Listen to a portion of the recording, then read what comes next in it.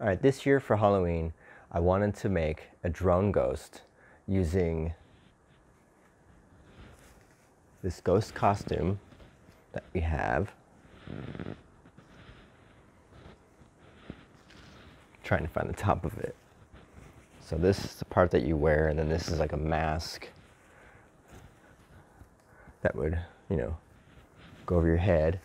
Except in this case, it would go over this mannequin head. So the idea was to take this mannequin head, put this over it,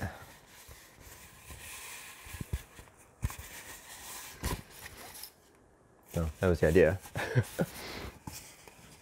And then since I didn't want to damage the mannequin head, I didn't want to put any kind of holes in here, because that's how I would hold, because the other step was to then take some rope and would have been to put it in the top, but I didn't want to damage the top of this.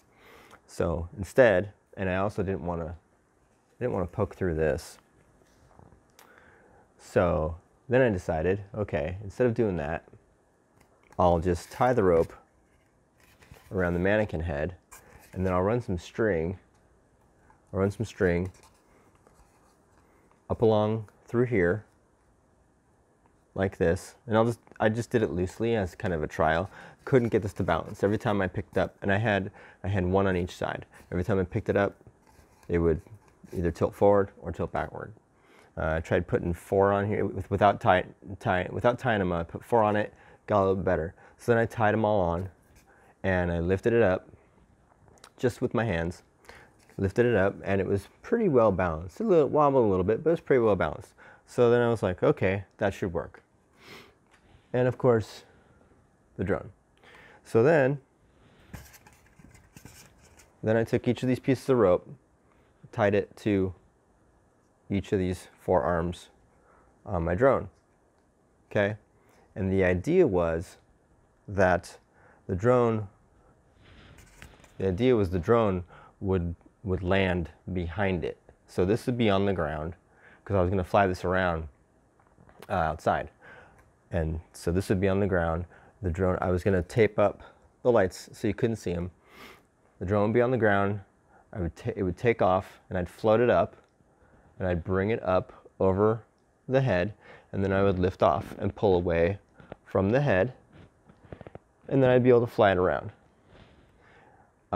First mistake was probably testing this in the house, because I don't have a whole lot of space in the house to move around.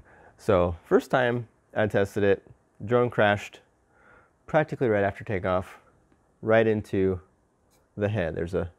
Not sure if you can see it. There's quite a bit of a gash right here on the mannequin head. That was the first run. So I made these ropes a little bit longer. Then tried it again. The second time I got the drone up to here. I got it to where it would take off, but I couldn't. I tried to then land back down. Problem is that as this wobbled, which it naturally did as soon as it left the ground, and this is the part that I didn't consider, but as this wobbled, the drone wobbled. And as the drone wobbled, this wobbled more. So you ended up with a feedback loop where they were both wobbling more and more and more, and then the drone was moving this way. I didn't have the, I don't usually fly with them on, I didn't have the guards on, and it was moving into a wood table. Now, the nice thing about DJI drones is that you can grab them from underneath, and you can turn them sideways very quickly, and they will shut off. So I saw my drone slowly moving into a wooden table without the propeller guards, and I decided, okay, let me see if I can just grab it and turn it sideways and shut it off. Well, I got to about here, and it moved in the wrong way, and it sliced open my finger, which you can see. It's been, I think about a week, maybe a week and a half. You can see the cuts. I think you can still see the small cuts in my finger. Have another one right there, and I have a small one that didn't bleed as bad. That was quite painful. It's quite painful. I was screaming. I ran into the kitchen, got in the sink. My wife had to grab some gauze. My son had to grab some Band-Aids. And yeah, I was laying on the couch for probably a good 20 to 30 minutes, just settling down and relaxing after all this because of all the craziness that kind of took place because of that. It was bleeding pretty badly. Honestly, I thought that I had chopped off the tip of my finger. Luckily, I didn't need any stitches.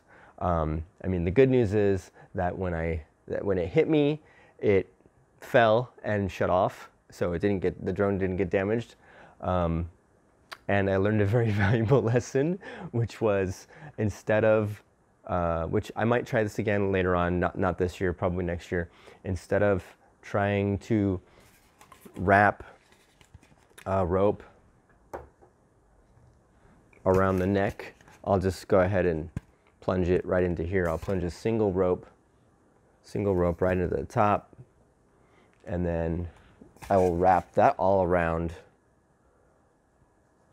the drone, like around like this, because then that's a single point.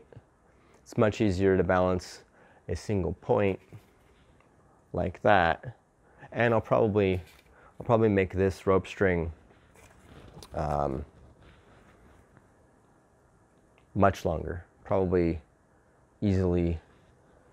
I'll easily want to make it like 4 or 5 feet or so instead, so that I can take off with the drone, have it hovering much higher up off the ground, and then lift up the head. So I'm still kind of surprised at how difficult.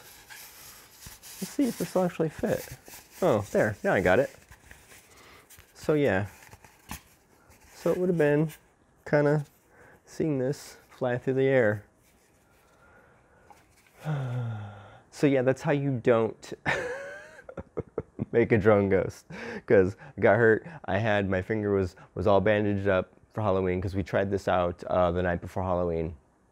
It was all bandaged up for Halloween. It was pretty painful. I couldn't really grab anything with, well, like this. I had to grab stuff like this, because this finger still kind of stings a little bit to push on it like this. So yeah, but there's always next year. So if you like this video, hit that like button. If you haven't subscribed yet, do that, and make sure you hit that notification bell so you can be notified of future videos. And we'll see you in the next one.